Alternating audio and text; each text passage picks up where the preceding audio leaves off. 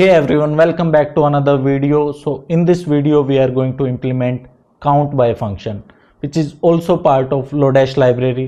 अगर आपने count by function use किया होगा Lodash library का तो आपको पता होगा ये कैसे काम करता है. So for everyone, maybe we'll read the problem statement and we will see how it works. So problem statement is that we will need to implement a function count by which will receive the first argument as the collection and the second argument as iterative. So first argument क्या रहने वाला है, it can be an array or it can be an object. So हमें दोनों को support करना है. And iterative will be a function, but Lodash also provides a shorthand जिसमें हमारा जो सेकंड है आर्ग्यूमेंट है इटरेटिव वो स्ट्रिंग भी हो सकता है. सो वो भी हमें सपोर्ट प्रोवाइड करना है.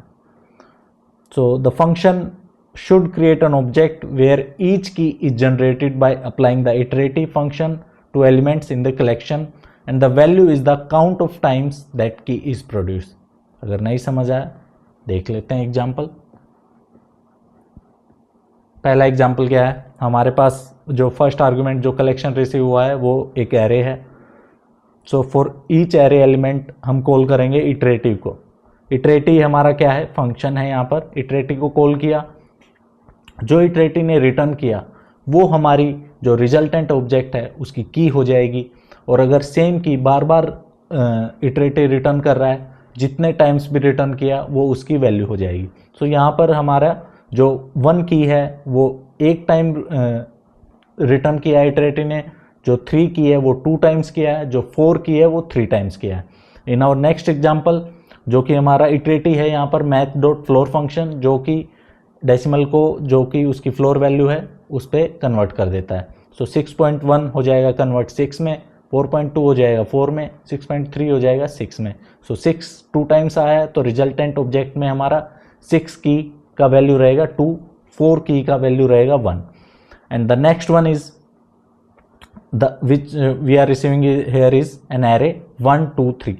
बट हेयर इटरेटिव हमारा स्ट्रिंग है जो कि फंक्शन नहीं है, लेकिन बिहाइंड द सीन इटरेटिव क्या करता है, ये जो स्ट्रिंग है जो वैल्यू रिसीव होगी इटरेटिव को वो उस वैल्यू पे जो भी ये स्ट्रिंग प्रॉपर्टी है उसको चेक करेगा. अगर है प्रॉपर्टी वो एग्जिस्ट करती है तो उसकी वैल्यू रिटर्न कर देगा, नहीं तो अनडिफाइंड रिटर्न कर देगा. In this case we are passing string, so string पे लेंथ प्रॉपर्टी रहती है. सो इन दिस केस 1 के लिए रिटर्न हो जाएगा 3, 2 के लिए रिटर्न हो जाएगा 3, 3 के लिए रिटर्न हो जाएगा 5, because length property count of characters return करती है in string.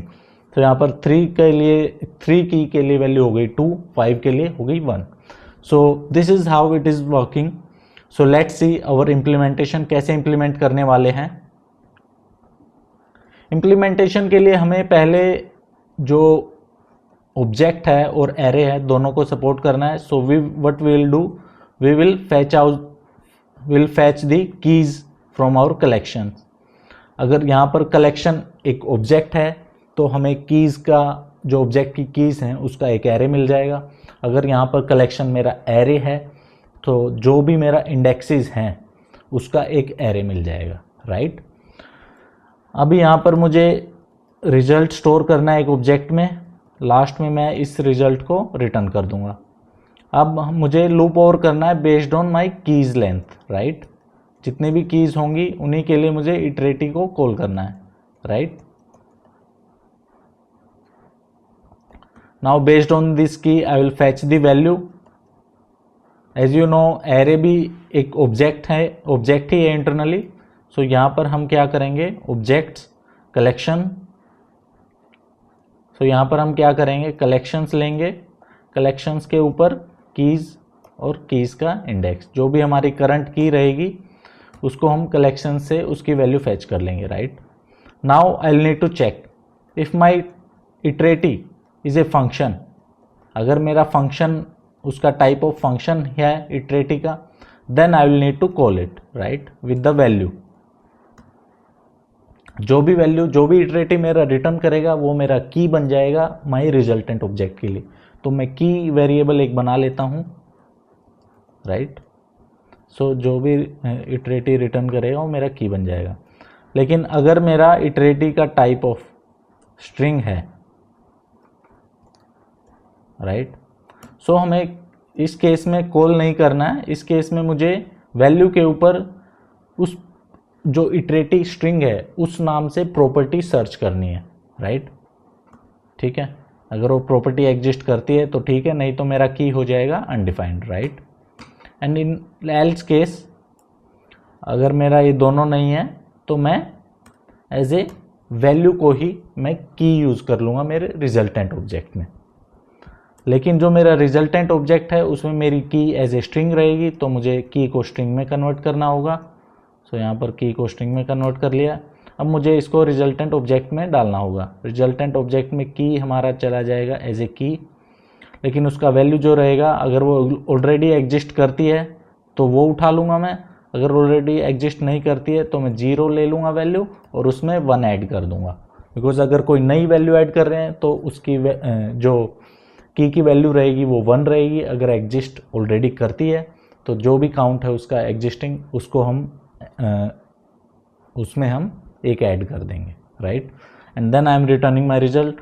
So this is the implementation for count by function which is part of lodash library.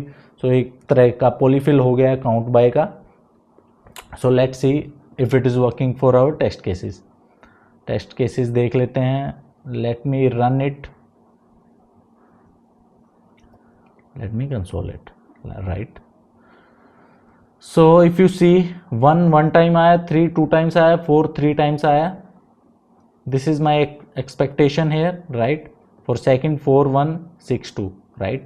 4 1 6 2 3 2 5 1, and this is empty object. So I think my test cases are working fine for this implementation. So this is it for this video. See you in the next.